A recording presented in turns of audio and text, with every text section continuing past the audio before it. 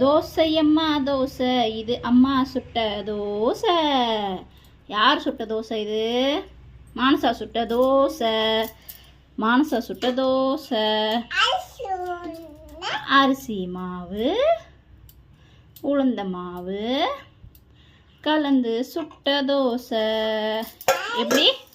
அரிசி மாவு, உளுந்த மாவு கலந்து சுட்ட தோசை, இது அம்மா சுட்ட தோசை. எப்படி? என்ன மாவுமா? அரிசி மாவு தான். நான் சொல்லுங்கள் குட்டிமா. எப்படி? அரிசி மாவு, உளுந்த மாவு,